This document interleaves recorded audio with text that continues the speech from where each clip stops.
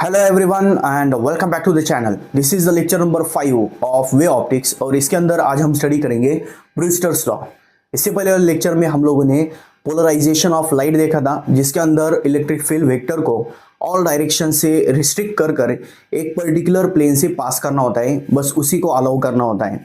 अब पोलराइजेशन के प्रोसेस को कंप्लीट करने के लिए वेरियस वेज होते हैं, like polarization by refraction, by scattering. उसके अंदर एक होता है पोलराइजेशन बाय रिफ्लेक्शन, जिसके अंडर ये टॉपिक आता है ब्रूस्टर्स लॉ। तो चलिए शुरू करते हैं। सबसे पहले इसके डेरिवेशन के साथ में लास्ट में उसका स्टेटमेंट देखेंगे। अब डेरिवेशन के लिए सबसे पहले हम यहाँ पर एक ट्रांसपेरेंट मीडियम कंसीडर करते हैं। फॉर एग्जाम्पल, यहाँ पर नीचे की तरफ ग्लास है और ऊपर की तरफ यहाँ पर एयर है। कंसीडर करो, बस ऊपर रेयर मीडियम है, नीचे डेंसर मीडियम है। ये जो ऊपर का मीडियम है इसका रिफ्रैक्टिव इंडेक्स n1 है, नीचे जो मीडियम है उसका रिफ्रैक्टिव इंडेक्स n2 है। रे ऑफ लाइट इस सरफेस के ऊपर इस तरह से इंसिडेंट करेंगी, इस तरह से इस सरफेस के ऊपर। अगर ग्लास के ऊपर कोई लेजर लाइट हम डालते हैं तो लाइट का कुछ पार्ट रिफ्लेक्ट होता है और कुछ पार्ट रिफ्रैक्ट होता है। सो यहां पर भी क्या होगा, पार्शियल रिफ्लेक्शन और रिफ्रैक्शन होगा। बट यहां पर चेंज क्या है, ये जो रे ऑफ लाइट आई है ये अनपोलराइज्ड है। ये किस टाइप की लाइट है? अनपोलराइज्ड लाइट है। अनपोलराइज्ड लाइट मतलब इसके अंदर जो इलेक्ट्रिक फील्ड वेक्टर्स है वो ऑल डायरेक्शन में किस तरह से होंगे, वो ये प्लेन इस बोर्ड को, ये जो सरफेस है इस बोर्ड को परपेंडिकुलर है। रे ऑफ लाइट इस तरह से आएंगी, मतलब यहां पर कोई प्लेन है, रे ऑफ लाइट इधर से आएंगी। तो ये जो रे ऑफ लाइट होगी इसके अंदर इलेक्ट्रिक फील्ड ऑल डायरेक्शन में होगी, इस तरह से। ये जो यहाँ पर डिफरेंट टाइप के फिंगर्स आप देख रहे हो उस तरह से ऑल डायरेक्शन के अंदर यहाँ पर इलेक्ट्रिक फील्ड वेक्टर होंगे। तो उसे डायग्राम में दिखाने के लिए क्या करेंगे, जो इस लाइन को परपेंडिकुलर होंगे इस तरह से, जो मेरे थंब की डायरेक्शन है इस तरह से जो होंगे उसे दिखाने के लिए डॉट्स का यूज करेंगे हम। और जो इन डॉट्स को भी परपेंडिकुलर होगा, इन डॉट्स को परपेंडिकुलर मतलब कौन सी, ये फिंगर्स, उसको दिखाने के लिए डबल हेडेड एरो का यूज करेंगे इस तरह से। This will be unpolarised light. Unpolarised light ये अगर एक पर्टिकुलर एंगल पर इंसिडेंट होगी तो सबसे पहले एंगल दिखाने के लिए हमें इस तरह से एक नॉर्मल ड्रॉ करनी होगी। This is our normal, sorry this is our normal. यहां से हम शुरू करते हैं, ये हो गई हमारी नॉर्मल।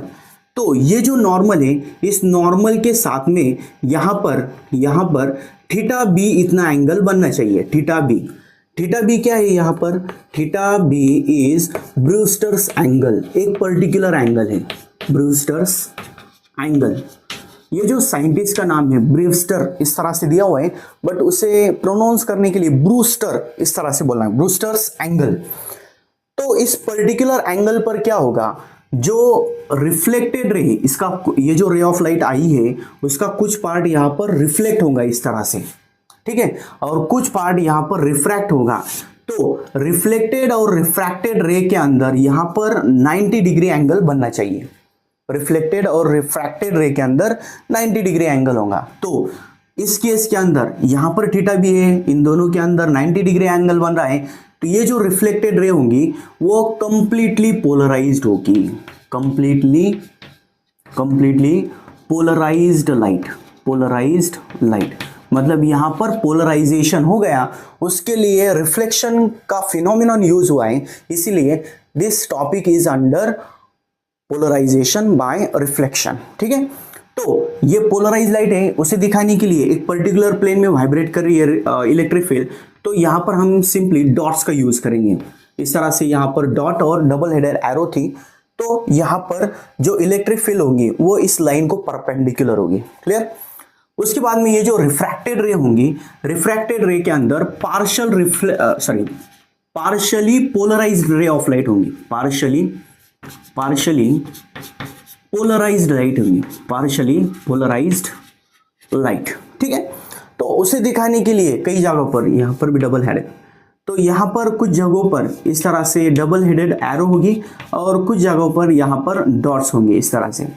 पार्शियल पोलराइजेशन होगा, कुछ पार्ट उसका पोलराइज होगा, कुछ पार्ट वहां पर अनपोलराइज होगा, ठीक है, इस तरह से। पोलराइजेशन की प्रोसेस को कंप्लीट करने के लिए यहाँ पर एक पर्टिकुलर एंगल होना चाहिए। This is polarising angle, Brewster's angle बोला गया इसे पोलराइजिंग एंगल भी बोलते हैं। तो वो थीटा बी कितना लेना है, थीटा बी कितना होना चाहिए, उसके लिए एक छोटा सा डेरिवेशन है। अब इसके अंदर अगर हम कंटिन्यू करते हैं तो सबसे पहले यहाँ पर हमें स्नेल्स लॉ यूज करना होगा। कौन सा? Snell's law. स्नेल्स लॉ का फॉर्मूला क्या होता है? Basic formula n1 sin theta 1 is equals to n2 sin theta 2। ये उसका सबसे बेसिक फॉर्मूला होता है। n1 and n2 are the refractive indices of two media, n1 and n2। sin theta 1 is the angle in first medium, theta 2 is the angle in second medium। Clear? तो यहां पर first medium में हमें theta B दिखाई दे रहा है। यहां पर हमें लॉज ऑफ रिफ्लेक्शन का यूज करना है। लॉज ऑफ रिफ्लेक्शन क्या है? Angle of incidence equals to angle of reflection. यहां पर थीटा बी है तो ये एंगल भी क्या होना चाहिए? थीटा बी होना चाहिए। ठीक है। सो यहां पर पहले मीडियम का रिफ्रैक्टिव इंडेक्स n1 है, साइन एज इट इज, और पहले मीडियम में एंगल होगा थीटा बी। उसी तरह से n2 साइन। अब सेकंड मीडियम में तो कोई एंगल नहीं दिखाई दे रहा है, वहां पर रे ऑफ लाइट रिफ्रैक्ट होने वाली है। सो नॉर्मल और रिफ्रैक्टेड रे के अंदर जो एंगल होगा that angle will be theta R, that is angle of refraction. Clear? Angle of refraction. तो यहां पर जो दूसरा एंगल होगा वो होगा थीटा आर। क्लियर? तो अब यहां पर इतना पार्ट हो गया। इसके अंदर अब हमें ज्योमेट्री का यूज करना है। ये नॉर्मल है, एक स्ट्रेट लाइन है इस सरफेस के ऊपर 90 डिग्री एंगल पर। तो ये जो लाइन होंगी, इस लाइन के ऊपर ये टोटल एंगल जो होगा वो कितना होगा? 180 डिग्री। कितना होगा? 180 डिग्री। तो ये एंगल थीटा भी है। यहां पर हम क्या बोल सकते हैं? फ्रॉम फिगर सबसे पहले क्या होगा इसके अंदर? ये 180 डिग्री है तो पहला एंगल क्या है यहाँ पर? Theta B. उसके बाद में प्लस दूसरा एंगल कौन सा है यहाँ पर? 90 डिग्री। So plus 90 degree. और लास्ट एंगल क्या है यहाँ पर? Theta R, that is angle of refraction. इन तीनों की एडिशन कितनी होगी? 180 डिग्री। सो सॉरी, यहाँ पर वीडियो अपने आप कट हो गया था तो ये लेक्चर मुझे फिर से लेना पड़ेगा। यहाँ तक आ गया था, पूरा करने के बाद में फिर से ये लेक्चर कंटिन्यू करना पड़ा है। देखो लास्ट यहाँ तक एक स्टेप हो गई थी, देखो। तो इसके आगे हम कंटिन्यू करेंगे। तो देखो सबसे पहले यहाँ पर इसके अंदर ये जो थीटा आर है इसकी वैल्यू हमें फाइंड आउट करनी है। So this theta R is equals to कितना होगा? 180 डिग्री। और ये दोनों टर्म्स उधर जाने के बाद में सबट्रैक्ट हो जाएंगे, that is 90 degree minus theta B होगा। ठीक है। उसके बाद में 180 माइनस 90 कितना होगा? 90। So this theta R is equals to 90 minus theta B. Clear?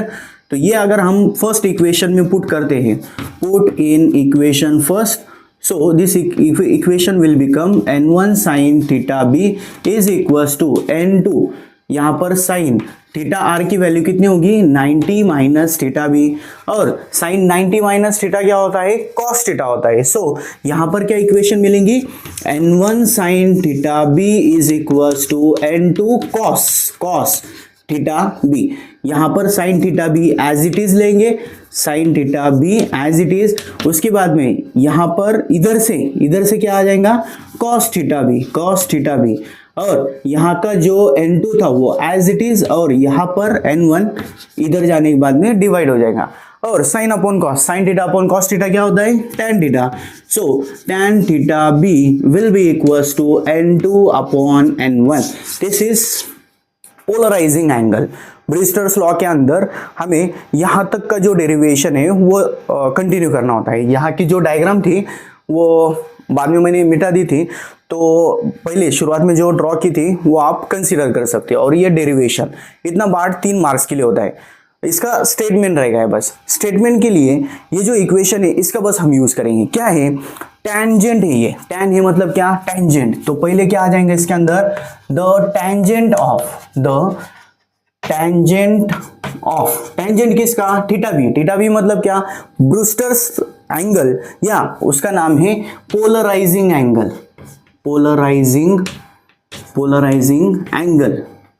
The tangent of polarizing angle is equal to किसके इक्वल है, इज इक्वल टू यहां पर n2 अपॉन n1 है, रिलेटिव रिफ्रैक्टिव इंडेक्स के फॉर्म में हम इसे n21 भी लिख सकते हैं, that is refractive index of second medium with respect to first medium.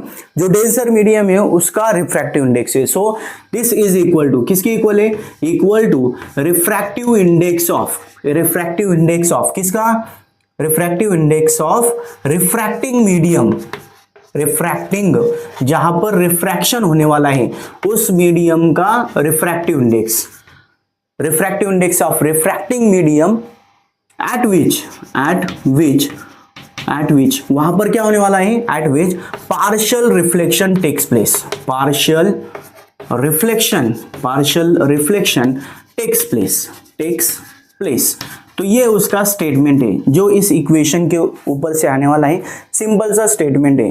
The tangent of polarizing angle is equal to refractive index of refracting medium at which partial reflection takes place.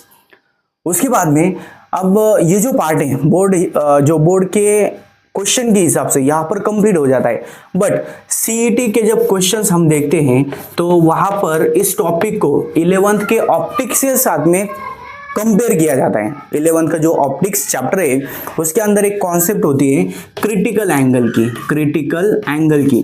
तो यहां पर critical angle का formula क्या, that is sine IC is equals to 1 upon n या IC is equals to sine inverse of 1 upon n। इस part का use यहां पर करना है क्योंकि ये दोनों भी tan थीटा भी और साइन IC दोनों भी n के इक्वल है, यहां पर इनवर्स है और यहां पर डायरेक्ट रिलेशन है, ठीक है। तो ये पार्ट आपको सीईटी के लिए यूज करना होता है, नया नहीं है, 11th का ही टॉपिक है, बस यहाँ पर उसका यूज करना होता है, ठीक है। सो होप आप लोगों को ये टॉपिक अच्छी तरह से क्लियर हो गया होगा। बीच में एक रुकावट आ गई थी जिसकी वजह से फिर से 2 वीडियोस को कंटिन्यू करना पड़ा यहाँ पर। सो इसके अंदर अगर आप लोगों को कुछ डाउट होगा या आप लोगों को कुछ पार्ट समझ में नहीं आया होगा तो आप मुझे कमेंट्स के अंदर पूछ सकते हो, मैं उसके जवाब आप लोगों को वहाँ पर क्लियर कर दूंगा, ठीक है। सो मिलते हैं नेक्स्ट वीडियो में, तब तक के लिए पढ़ाई करते रहिए। Thank you so much.